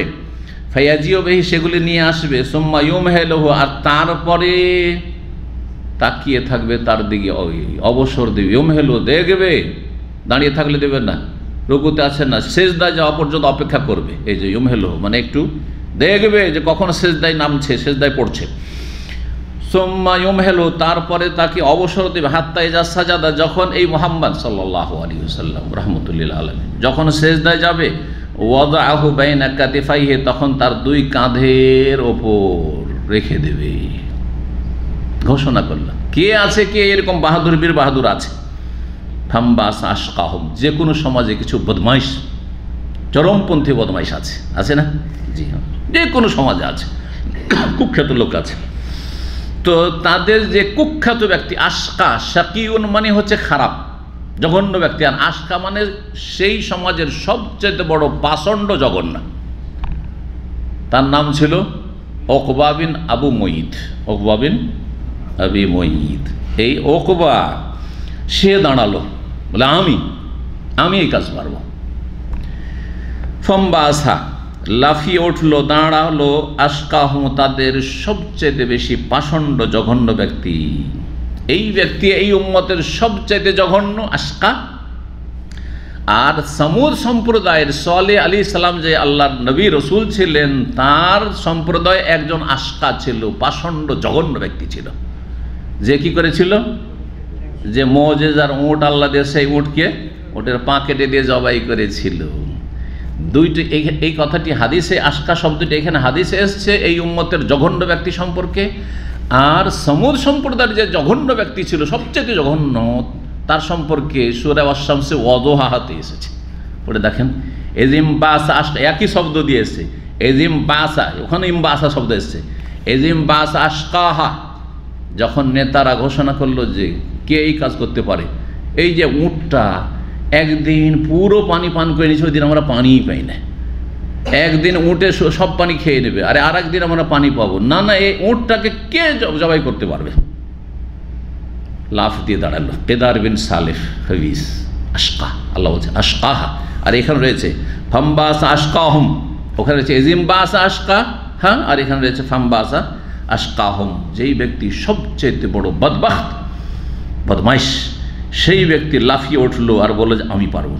ফালামা সাজাদা রাসূলুল্লাহ সাল্লাল্লাহু আলাইহি সাল্লাম যখন রাসূল সেজদায় অবনত হইলেন, ওয়াদাহু বাইনা কাতফাইহি তখন তার দুই কাঁধের মাঝখানে, দুই কাঁধের ওপর রেখে দিল এই ব্যক্তি। আর রাসূলুল্লাহ সাল্লাল্লাহু আলাইহি সাল্লাম সেজদা থেকে উঠতে পারছেন না, কেন উটের ভুঁড়ি যেমন তেমন না, ওজন রয়েছে, উঠতে পারছেন না। ওয়াসাবাতান নবী সাল্লাল্লাহু আলাইহি ওয়াসাল্লাম জালেসান সাজেদান, নবী সাল্লাল্লাহু আলাইহি ওয়াসাল্লাম সেজদায় পড়েই থাকলেন, সেজদাতেই থাকলেন। ফাজাহিক যখন সেজদা থেকে দীর্ঘ সময় হয়ে যাচ্ছে, উঠতে পারছেন না রাসূলুল্লাহ সাল্লাল্লাহু আলাইহি ওয়াসাল্লাম, তখন তারা হাসাহাসি শুরু করে দিল, হাসাহাসি শুরু করে দিল। হাত্তা এমন হাসাহাসি শুরু করলো, অট্ট হাসি, হাত্তা মালা বাউদুহুম ইলা বাউদিন মিনাদ দেহকে। এই হাসির এক পর্যায়ে, হাসির কারণে তারা একজন আর একজনের ওপর লুটিয়ে পড়ল। যখন বেশি হাসে তখন কি করে? গড়াগড়ি শুরু করে, এ ওকে ধরে, এ ওকে ধরে, হ্যাঁ, লুটিয়ে পড়ে না? হাসতে গিয়ে গড়াগড়ি শুরু করে দেওয়া, অনেকে বেশি হাসতে গিয়ে। তো এ হাসিতে এরা একে অপরের ওপর লুটিয়ে পড়লো। কি হাসাহাসি করছে! যিনি তাদের জন্য রহমত নিয়ে এসেছেন, রাহমাতুন মুহদা হাদিসে রয়েছে, আমি তোমাদের জন্য আল্লাহর পক্ষ থেকে রহমতের গিফট, রহমতের উপহার। আল্লাহ দাউল মুফরাদে এই হাদিস রয়েছে। তো হাসাহাসি করে তারা লুটিয়ে পড়লো। ফান্তালাক মুমতালিকুন ইলা ফাতেমা, একজন মুমিন ব্যক্তি ছিলেন, তিনি এই দৃশ্য দেখে বরদাস্ত করতে পারলেন না, কিন্তু বলতেও পারছেন না, কিছু বলতেও পারছেন না। তাহলে বোঝা যাচ্ছে যে আপনি কোন অবস্থায় আছেন আপনাকে দেখতে হয়। এমন নয় যে ওখানে ছিলেন, আব্দুল্লাহ ইবনে মাসউদ বর্ণনা করছে, উনি নিজে কিন্তু দেখছেন, উনি দেখছেন একজন পথচারী, মুনতালিক একজন পথচারী, সে চলল এলা ফাতেমা, ফাতেমা রাদিয়াল্লাহু তাআলার কাছে, যে কমপক্ষে রাসূলুল্লাহ সাল্লাল্লাহু আলাইহি ওয়াসাল্লামের মেয়েটাকে খবর দিই যে এরকম তোমার আব্বার সাথে আচরণ করা হচ্ছে। আর নিজের আত্মীয়তার কারণে সাহস করে সে করবে, এবং তার গায়ে হয়তো এরা মেয়ে মানুষ হাত দিতে পারবে না, বা ওদেরকে অন্তত বাড়ির পরিবারকে জানাই, কিন্তু নিজে আব্দুল মাসউদ নিজে দেখছেন, নিজে এই হিম্মত করছেন না যে যাব গিয়ে রাসূলুল্লাহ সাল্লাল্লাহু আলাইহি ওয়াসাল্লামের কাঁধ থেকে সেই নাড়ি ভুঁড়িগুলি যে রয়েছে, আর এই যে রক্ত রয়েছে, ময়লা আবর্জনা রয়েছে, গোবর রয়েছে, এগুলিকে সরিয়ে ফেলো, পরিষ্কার করব। সাহস করছেন? হয়তো আপনারা ভাববেন যে না, ওনার ইমান দুর্বল ছিল, আমিও হইলে এই জান যাক আর থাক আমি এটা করতাম নাকি। এটা মুখে বলা সহজ, কিন্তু কাজে করা খুব কঠিন। মুখে বলা আবেগে, এরকম আবেগে কিন্তু মুসলিম আজকালও আছে। আবেগ হচ্ছে কীরকম, খড়ের আগুনের মতো, জ্বলে উঠল 5 মিনিট পরে কি 2-3 মিনিট পরে আর আগুন খুঁজে পাবেন না। 2-3 মিনিট জ্বলা হয়েছে, তারপরে আগুন খুঁজছেন ছায়ের মধ্যে, খড়ের আর খুঁজে পাওয়া যায় না, ঠিক না? তো আজকাল আবেগী যুবক খুব বেশি, জেহাদ জেহাদ করছে, অথচ নিজের অবস্থানই বোঝে না, জাহেল। হ্যাঁ, ইসলামী দণ্ডবিধান, চোরের হাত কাটতে হবে, হ্যাঁ মৃত্যুদণ্ড চাই, আর জানেন না যে কি অবস্থা, কে মৃত্যুদণ্ড দেবে, আর কার কাছে চাইছো তুমি, কার কাছে এত বড় আশা করছো। বিষয় চিন্তা করার আছে। যাদের কাছে আশা রাখছো তারা কিছু মারাই আশা পূর্ণ করে দেবে, এই ইমান, এই মন মানসিকতা আছে? খালি মুখে বললে হবে? জি। তো আব্দুল্লাহ ইবনে মাসউদ রাদিয়াল্লাহু তাআলা আনহু, তার মানসিক অবস্থা কি হচ্ছিল, কিন্তু এক কদম বাড়াইতে পারছেন না, সাথে সাথে ওকে খুন করবে। নবী সাল্লাল্লাহু আলাইহি ওয়াসাল্লামকে খুন করার সাহস করতো না, কারণ তারা জানতো যে নবী সাল্লাল্লাহু আলাইহি ওয়াসাল্লামের বংশ হচ্ছে কুরাইশ বংশ, আমাদের নিজের বংশে এমন ফাটল ধরে যাবে যে আমাদের পায়ের তলায় মাটি থাকবে না যদি নবীর গায়ে হাত দিই। এই জন্য সহজে গায়ে হাত দিতে পারে, শেষ পর্যায়ে একটু গায়ে হাত দিয়েছে। যতদিন পর্যন্ত আবু তালেব বেঁচে ছিলেন ততদিন পর্যন্ত মানসিক কষ্ট দিয়েছে, শারীরিক কোনো কষ্ট দেয়নি। কিন্তু সিরাতুন নবীতে এই বিষয়গুলো আলোচনা করেছি। তাহলে তারা ভয় করত, ভয় ছিল। কিন্তু আবুল মাসুদ একটা গরিব মানুষ, তার কেউ নেই, বংশধর নেই মক্কায়, হুজাইল বংশের সে একজন মানুষ, আগন্তুক সেখানে, সে কোনো কথাই বলতে পারছে না। আল্লাহু আকবার, কথা বলার ক্ষমতা হয় না যে আপনারা এই কাজটা কেমন করলেন বলেন দেখি, এটাও বলার সাহস নেই। কিন্তু একটা কাজ করতে পারবো, আমি অন্তত পরিবারকে নবী সাল্লাল্লাহু আলাইহি ওয়াসাল্লামের খবর দিতে পারবো। কোন ভাষ্যকার বলেছেন যে তিনি ইবনে মাসউদ নিজেই ছিলেন, আব্দুল্লাহ মাসউদ যে হাদিসে বর্ণনাকারী, নিজেই দৌড় দিয়ে গেলেন বাড়িতে খবর দেওয়ার জন্য। আর ফাতেমা রাদিয়াল্লাহু তাআলা আনহাকে পেলেন, ওকে বলে ওয়াহিয়া জুয়াইরিয়াতুন, ফাতেমা তখন নাবালিকা, অপ্রাপ্ত বয়স্কা ছিলেন, নাবালিকা মেয়ে ছিলেন, 8 বছর 10 বছর এরকম বয়স হবে বা তার নিচেই হবে। ফাআকবালা তাসআ, এই কথা শুনলে যে আমার বাবার ঘাড়ে, আব্বাজানের ঘাড়ের ওপর, কাঁধের ওপর কি রেখে দিয়েছে, উটের ভড়ি আর রক্ত আর গোবর রেখে দিয়েছে, শুনে দৌড় দিয়ে ছুটে আসলেন রাদিয়াল্লাহু তাআলা আনহা। ওয়াসাবাতান নবী সাজেদান, নবী সাল্লাল্লাহু সিজদায় পড়েই আছেন। হাত্তা আলকাতু আনহু, আসার পরে ফাতেমা রাদিয়াল্লাহু তাআলা আনহা সেগুলিকে সরিয়ে ফেললেন। ও আকবালাত আলাইহিম তাসুব্বুহুম, তারপরে ফাতেমা রাদিয়াল্লাহু তাআলা আনহা এসব নেতাদেরকে গালমন্দ করা শুরু করলেন। তাহলে গালমন্দ করা, মানুষ যখন কষ্ট পায় তখন অনেক সময় চলে আসে। সেই গালে যদি অশ্লীলতা না থাকে তাহলে এটা হতে পারে। জালেমকে, অত্যাচারীকে গাল দেওয়া এটা মানুষ করতে পারে, হ্যাঁ, কিন্তু যথাসাধ্য বেঁচে থাকার চেষ্টা করতে হবে। নাবালিকা মেয়ে, বাপের মায়া কি হইতে পারে, মায়ের মায়া কি হইতে পারে চিন্তা করুন। তাও যদি বাপ হয় রাসূলুল্লাহ, বাপ যদি ওইরকম মর্যাদা সম্মানিত হয়, কত কষ্ট ছেলে মেয়েকে হইতে পারে চিন্তা করুন। তো গালমন্দ করতে শুরু করলেন তাদেরকে।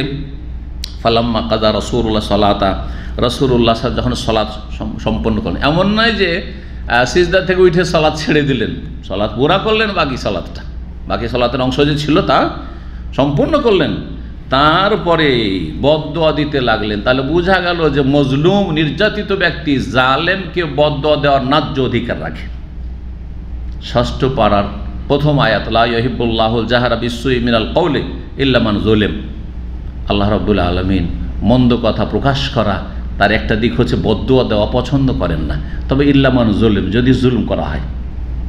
জালেম জুলুম করেছে, টাকা পয়সা নিয়ে আপনার দেয় না, অথচ দিতে পারবেন, বদদোয়া দিতে পারেন আপনি। আপনার জুলম অত্যাচার করেছে পারিবারিকভাবে, সামাজিকভাবে, অথবা যে কোনোভাবে জুলম অত্যাচার করেছে, আপনি বদদোয়া দিতে পারেন, অধিকার রয়েছে আপনার। তো রাসূলুল্লাহ সাল্লাল্লাহু আলাইহি ওয়াসাল্লাম আর বরদাস্ত করতে পারলেন না, বদদোয়া দিলেন নাম ধরেও, এবং কুরাইশ বংশের কাফেরদের ওপর, পুরো কাফেরদের ওপর। তাহলে বোঝা গেল যে বদদোয়া 2 রকম, একটা হচ্ছে ব্যাপকভাবে আমভাবে বদদোয়া দেওয়া, সেটাও জায়েজ, আর প্রয়োজনে নাম ধরে ধরে বদদোয়া দেওয়া যেতে পারে, অভিশাপ দেওয়া, লানত করা বা বদদোয়া করা যেতে পারে। জি, বলছেন আল্লাহুম্মা আলাইকা বিকুরাইশ, হে আল্লাহ তুমি কুরাইশদেরকে পকড়াও করো। আলাইকা মানে ইলজাম, ইসিম ফেলিটি, আমরের অর্থে যারা গ্রামার বুঝেন। আল্লাহুম্মা আলাইকা বিকুরাইশ, আল্লাহ কুরাইশকে তুমি ধরো, পকড়াও করো, তার মানে কোরাইশকে তুমি শাস্তি দাও, আযাব নাজিল করো কোরাইশের উপর। আল্লাহুম্মা আলাইকা বিকুরাইশ, আল্লাহুম্মা আলাইকা বিকুরাইশ 3 বার করে বলেছিলেন, কোন রিওয়ায়াতে রয়েছে। সুম্মা সাম্মা, তারপরে এক একজনের নাম ধরে কাফের কোরাইশ নেতাদের নাম ধরে ধরে অভিশাপ বদদুয়া দিলেন রাসূলুল্লাহ। আল্লাহুম্মা আলাইকা বি আমর ইবনে হিশাম, আল্লাহ তুমি পাকড়াও করো আমর ইবনে হিশামের। এই আমর ইবনে হিশাম কে? কাফেরদের বড় নেতা, সবচেয়ে বড় নেতা। হ্যাঁ, আবু জাহলের নাম হচ্ছে আমর ইবনে হিশাম।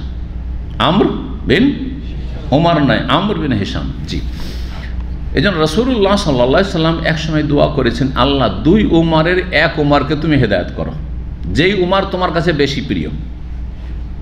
তখন ওমর বিন খাত্তাব, যিনি দ্বিতীয় খলিফা রাশেদ, তিনিও কাফের ছিলেন, কুফরি অবস্থায়, আর বড়ই বীরপুরুষ মানুষ। তিনি ইসলাম গ্রহণ করলে বিশাল একটা শক্তি অর্জন হবে ইসলামের রাসূলুল্লাহর জন্য। আর এদিকে আবু জাহল তো বড় নেতা আছে। তো রাসূলুল্লাহ সাল্লাল্লাহু আলাইহি ওয়াসাল্লাম দোয়া করছেন, আল্লাহুম্মা আহদে আহাব্বাল উমারাইনি ইলাইক, হে আল্লাহ 2 উমারের মাঝে যে তোমার কাছে বেশি প্রিয় ব্যক্তি তাকে তুমি হেদায়েত করো, তাকে তুমি হেদায়েত করো। আল্লাহর কাছে 2 উমার মানে ওমর বিন খাত্তাব আর আমর ইবনে হিশাম, আবু জাহল 2 জনের মাঝে আল্লাহর কাছে বেশি প্রিয় ওমরের অন্তরকে আল্লাহ ফিরিয়ে দিলেন। যেই ব্যক্তি অসৎ উদ্দেশ্য রেখেছিল যে নবীকে রাখবো না, তার অন্তরকে আল্লাহ পরিবর্তন করে দিলেন। জি, তো হে আল্লাহ তুমি আমর ইবনে হিশাম আবু জাহলকে ধরো আলাইক, মানে পকড়াও করো, আযাব দাও। উতবা বিন রাবিয়া আর এক নেতা, ধনাঢ্য। জি, শাইবা বিন রাবিয়া, এরা 2 ভাই। রাবিয়ার 2 সন্তান, উতবা আর শাইবা। আর ওয়ালিদ বিন উতবা, আর এই যে উতবা গেল, এর ছেলে ওয়ালিদ, এ বড় বীর যোদ্ধা ছিল। তো এরা চাচা ভাতিজা। জি, বাপ বেটা আর চাচা, এই 3 জন, উতবা বিন রাবিয়া, শাইবা বিন রাবিয়া আর ওয়ালিদ বিন উতবা বিন রাবিয়া। আর উমাইয়া ইবনে খালাফ যে মক্কার আরেক নেতা, আল্লাহ তাকেও পকড়াও করো। উকবা বিন আবি মুইত যে এই সলাত অবস্থায় কাঁধের ওপর এই নাড়ি ভুঁড়ে নিয়ে এসে ময়লা আবর্জনা রেখেছে, আল্লাহ তাকেও তুমি পকড়াও করো। ওমরাতুল ওয়ালিদের ছেলে যে ওমরা রয়েছে তাকেও তুমি পকড়াও করো। এক বড় বড় কাফের নেতাগুলি যে ছিল তাদের নাম ধরে ধরে আল্লাহ রাব্বুল আলামিনের কাছে নবী সাল্লাল্লাহু আলাইহি সাল্লাম বদদুয়া করলেন। কাল আব্দুল মাসউদ রাদিয়াল্লাহু তাআলা বলছেন যে আমি এই দৃশ্য দেখেছিলাম মক্কায়, যখন আমরা অসহায় দুর্বল ছিলাম, কিছুই করতে পারিনি। আর বদরের যুদ্ধের যখন পরিস্থিতি তৈরি হলো, বদরের যুদ্ধ হইল, সেই যুদ্ধে কত দাম্ভিকতার সাথে আবু জাহাল আর কাফের নেতারা সব হাজির হয়েছিল। বলছেন ফাওয়াল্লাহি, আল্লাহর কসম করে বলছি, লাকাদ রাআইতুহুম সারআ ইয়াউমা বাদরিন, বদর যুদ্ধের দিনে তাদের লাশগুলিকে আমি উপর হয়ে পড়ে দেখেছি, পড়ে আছে। এইসব নেতা যতগুলির নাম ধরে ধরে বদদুয়া করে রাসূলুল্লাহ সাল্লাল্লাহু আলাইহি ওয়াসাল্লাম, সবগুলি, উতবা, শাইবা, উতবা বিন রাবিয়া, শাইবা রাবিয়া আর ওয়ালিদ, আর তারপরে আপনার আবু জাহাল, উকবা বিন মুইত, এই সবগুলি, ওমর বিন ওয়ালিদ, সবগুলি নিহত হয়। ওমর বিন খালফ, তাকে শুধু একটু আঁচড় লেগেছিল নবী সাল্লাল্লাহু আলাইহি ওয়াসাল্লামের হাতের একটা অস্ত্র দিয়ে, আর রাস্তায় ছটপট করতে সে প্রচণ্ড কষ্ট পেয়েছে। এমন আযাব, এমন শাস্তি তার উপর চলেছে, বলছে যে আমার জীবনে এরকম কষ্ট হয়নি, অথচ একটু রক্ত, 1 ফোঁটা রক্ত পড়েনি, শুধু আঁচড় লেগেছিল। নবী সাল্লাল্লাহু আলাইহি ওয়াসাল্লামের হাতে কেউ নিহত হয়নি, রাহমাতুল্লিল আলামিন। কিন্তু এই খবিস এইভাবে হালাক হয়। তো নবী সাল্লাল্লাহু আলাইহি ওয়াসাল্লামের যে বদদুয়া কীভাবে লেগেছিল এই কাফেরগুলিকে, বলছেন আব্দুল্লাহ বিন মাসউদ যে আমি দেখেছি, আল্লাহর কসম করে বলছি, তাদেরকে সবগুলি বদরের যুদ্ধে পড়ে আছে, মরে হালাক হয়ে পড়ে আছে। তারপরে পড়েছিল এগুলো প্রখর রোদ, গন্ধ ছড়াবে, সুম্মা সহিবু, তারপরে তাদেরকে টেনে হেঁচড়ে নিয়ে যাওয়া হলো এলাল কালিব, সেই কালিবে বদরিন, বদরের যে কূপটি ছিল, পুরনো কূপ, সেই কূপ। কালিব এমন কূপকে বলা হয় যার ওপরে ঘেরা থাকে না, মাটি বরাবর হয়ে কূপ যদি খনন করা থাকে এটাকে কালিব বলা হয়। আর যে ওপরটা কিছুটা অংশ ঘেরা থাকে, দেখেছেন কূপ? না দেখেন নাই? কুয়া দেখেছেন না? তো সাধারণত কুয়াগুলো আমাদের দেশে মাটি বরাবর থাকে না, কি থাকে? একটু উঁচা করে ঘেরা থাকে। তো কালিব বলা হয় যেটা মাটি বরাবর হয়ে যাচ্ছে। এইরকম পুরনো কুয়াতে সেসব লাশগুলিকে কাফেরদের নিক্ষেপ করা হলো টেনে হেঁচড়ে। সুম্মা কালা রাসূলুল্লাহ সাল্লাল্লাহু আলাইহি ওয়াসাল্লাম, তারপর রাসূলুল্লাহ সাল্লাল্লাহু আলাইহি ওয়াসাল্লাম বললেন, ওয়া উতবিয়া আসহাবুল কালিবে লানাতান, এই কূপবাসী যে 70 জন নিহত কাফেররা রয়েছে, এদের ওপর আল্লাহর অভিশাপ চাপিয়ে দেওয়া হয়েছে, উতবিয়া লাগিয়ে দেওয়া হয়েছে, অভিশাপ এদের উপর নেমে এসেছে। উতবিয়া আসহাবুল কালিবে, কূপবাসী, কূপে যে 70 জন নিহত হয়ে রয়েছে তাদের ওপর লানত বর্ষিত হচ্ছে, বা লানত বর্ষিত হোক, হয় বদদুয়া রাসূলুল্লাহ সাল্লাল্লাহু আলাইহি ওয়াসাল্লামের পক্ষ থেকে এটি, আর না হলে সংবাদ, গায়েবের অদৃশ্য সংবাদ দিচ্ছেন যে আল্লাহ লানত আযাব এই কূপে হইতে আছে, যে কবরের আযাব এই কূপই তাদের কবর এবং কূপেই তাদের এই আযাব হইতে আছে। এখানে আজকের আলোচনা শেষ হচ্ছে। এখানে আরেকটি কথা বলে নিই, আপনাদের নিশ্চয় জানা আছে, যখন এই সব 70 জন কাফের যে নিহত হয়েছিল তাদের লাশগুলিকে এই কূপে ফেলে দেওয়া হলো, তারপর রাসূলুল্লাহ সাল্লাল্লাহু আলাইহি ওয়াসাল্লাম সেই কূপের পাশে গেলেন, যাওয়ার পরে কী করেছিলেন? তাদের সাথে কথা বললেন, ইন্না কাদ ওয়াজাদনা মা ওয়াদানা রাব্বুনা হাক্কান ফাহাল ওয়াজাদতুম মা ওয়াদাকুম রাব্বুকুম হাক্কান। এই কূপবাসীরা, হে মক্কার কাফের নেতারা, আল্লাহ আমাদের সাথে আমাদের রব যে ওয়াদা করেছে, প্রতিশ্রুতি দিয়েছেন, তা আমরা আজকে পেয়ে গেছি, যে আল্লাহ বিজয় দান করবে রসুলকে, রসুলের সাথী সঙ্গীদেরকে একদিন না একদিন করবেন, পেয়ে গেছি। 13 বছর মক্কায় খুব জুলুম অত্যাচার করেছো, তারপরে মাত্র 2 বছর দ্বিতীয় হিজরিতেই পেয়ে গেছি। 14 বছরের মধ্যে, 14.5 বছরের ভিতরেই আমরা আল্লাহর ওয়াদাকে পেয়ে গেছি। আল্লাহর ওয়াদা চিরসত্য করে আল্লাহ দেখিয়েছেন। ফাহাল ওয়াজাদতুম মা ওয়াদাকুম রব্বুকুম হাক্কা, তোমাদের সাথে কাফেরদের সাথে যে আল্লাহর প্রতিশ্রুতি রয়েছে যে কঠিন শাস্তি আল্লাহ দেবেন, দুনিয়ায় শাস্তি নাও দিতে পারেন কিন্তু আখিরাতে শাস্তি দেবে, এটা কি পেয়েছো? এখন তো মরে গেছো, এখন তো বদলার প্রতিদান জগতে পৌঁছে গেছো, এখন কি শাস্তি পাচ্ছ? এ বলে জিজ্ঞাসা করে রাসূলুল্লাহ সাল্লাল্লাহু আলাইহি ওয়াসাল্লাম। ওমর রাদিয়াল্লাহু তাআলা কি বলেছিলেন? ইয়া রাসূলুল্লাহ তুকাল্লিমু আজসাদাল্লাহ আরওয়াহাল্লাহ, এমন এমন দেহের সাথে, মর দেহের সাথে কথা বলছেন, তাদের তো রূহ নেই, কি শুনছে তারা? কিছুই তো টের পায় না। তখন কি বলেছেন রাসূলুল্লাহ সাল্লাল্লাহু আলাইহি ওয়াসাল্লাম? ওমর, তোমার চাইতে বেশি এখন তারা শুনছে। আল্লাহ শোনাচ্ছেন যাতে করে আরও বেশি লাঞ্ছিত হয়, আরও বেশি লাঞ্ছিত। এটা আযাবের ওপর আযাব, শারীরিক আযাবের ওপর মানসিক আযাব, যে আমাদের ওয়াদা আমরা পেয়েছি, তোমরা পেয়েছো কিনা, শাস্তি পেয়েছো কিনা, এখন বুঝতে পেরেছো যে কোন পথের পথিক তোমরা ছিলে আর আমি কোন পথে তোমাদেরকে ডেকেছিলাম। আল্লাহু আকবার। আল্লাহ রাব্বুল যেন আমাদেরকে হেদায়েতের উপর রাখেন, সমস্ত গুমরাহি থেকে আল্লাহ যেন বাঁচিয়ে রাখেন, নেক আমলের তৌফিক দান করেন, নেক হায়াত আমাদের দান করেন। আল্লাহ রাব্বুল সমস্ত রকমের ফিতনা ফাসাদ থেকে, বালা মুসিবত থেকে, দিন দুনিয়ার সমস্ত অনিষ্ট থেকে আল্লাহ যেন আমাদের হেফাজত করেন। আল্লাহ আমাদের জান্নাতের পথে অবিচল রাখেন, জাহান্নামের আযাব থেকে আল্লাহ রক্ষা করেন। ওয়া সাল্লাল্লাহু ওয়া সাল্লামা আলা নবিয়িনা মুহাম্মদ ওয়া আলা আলিহি ওয়া সাহবিহি আজমাইন।